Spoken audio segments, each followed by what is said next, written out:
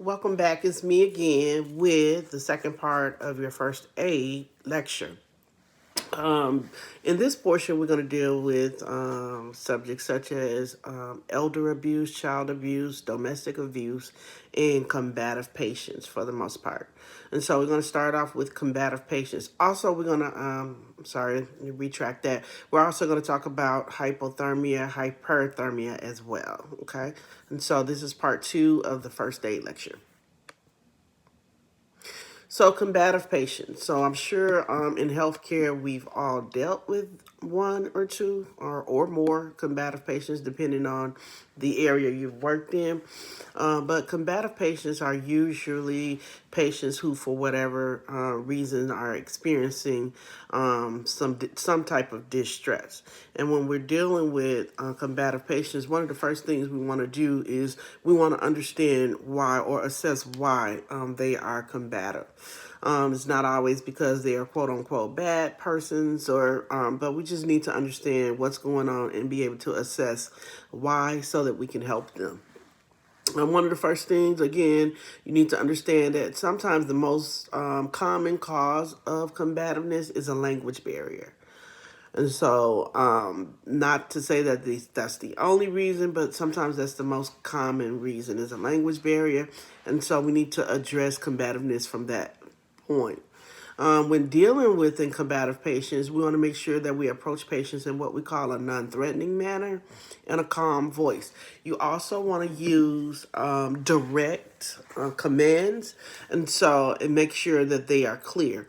And then also, you never ever want to strike out back at a combative person, but you can protect yourself by if it means if they strike out at you and you need to block their hand or grab their hand, you can do that. But I repeat, you never ever want to strike back at a combative patient. But you do want to protect yourself, never turn your back on that person, and also you want to use a calm approach and express genuine concern.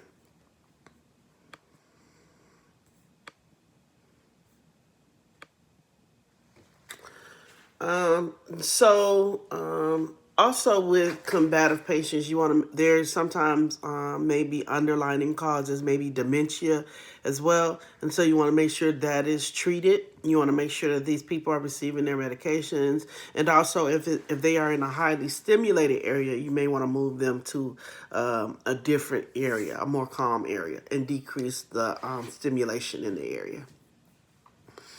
Domestic and intimate partner abuse. So, if we were in class, or I did propose a question to my class, and I asked if domestic violence or intimate partner abuse is reportable by law. Is there a mandate to report domestic violence? Um, and I would like to say, as a rule, domestic partner abuse is not listed as mandated reporter status because while we do want to help people with domestic violence, we may expose the partner to more abuse if they're not leaving that situation. We do offer the abused person resources, and we never ever assess abuse in front of a possible partner. So the way we deal with that is we want to make sure that we can try to creatively get the woman or the male away from the abuser. And so maybe we need to collect a lab specimen. Maybe we need to go for an X-ray. And so we'll just simply say, "Hey, we're gonna go for an X-ray right now," and then we say to the partner, "I'm gonna ask you just to stay behind until we come back."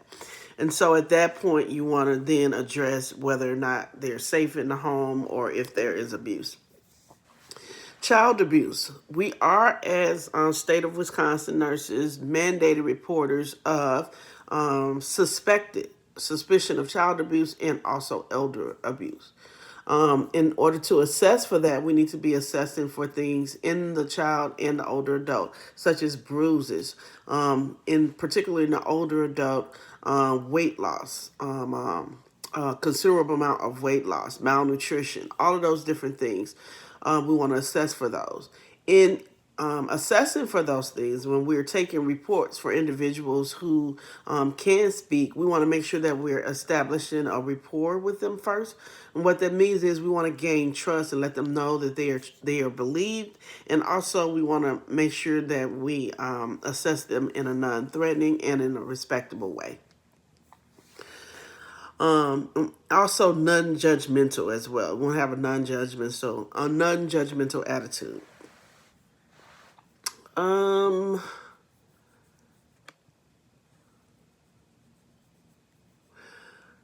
with respect to elder abuse, neglect is the most common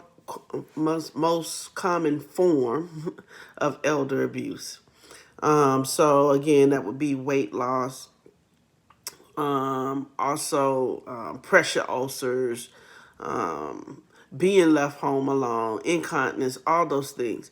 And so we need to make sure that we are able to assess that properly.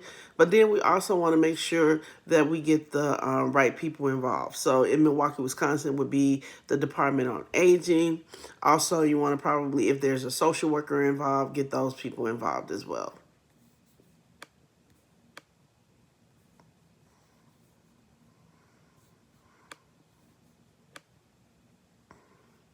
Hypothermia in the older adult. So the older adult and children are most at risk for hypothermia. Hypothermia is classified as body temperatures lower than 93.3. And it comes from being exposed for prolonged times to cold temperatures or a drop in body core temperature. Some signs and symptoms of hypothermia include mild shivering, feelings of being cold or reports of being cold, loss of coordination, and also loss of consciousness. Death can happen if this is left untreated.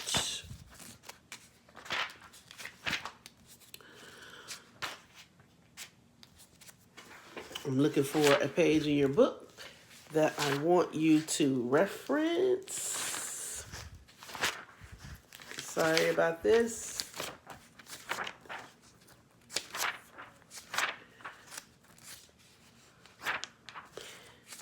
In your book, chapter 44, box 44.4, are a list of assessment questions and also criteria that we use to and teaching points that we use for patients who may be at risk or exposed to hypothermia. A couple of things you want to do is with a person with hypothermia, you want to make sure that they have a snack with them if they're stuck outside for a long time. Keep high energy snacks. Also, you want them to exercise, keep moving. You want to stress the importance of not sitting down or sitting still. Also, you want to make sure that the head is covered if they're going to be exposed to cold for prolonged times. Okay. Because of hypothermia, another big risk is frostbite. And so, what frostbite is characterized as localized injury to tissues caused by freezing. Most common sites: your fingers, your toes, cheeks, and also the nose. If a person is a victim of frostbite or has frostbite, what you want to do is make sure that you soak the body part in warm water to warm that area up. Also, you need to be able to assess for frostbite. So normally some things with frostbite you'll see is red mottled skin. There also may be a break in the skin as well.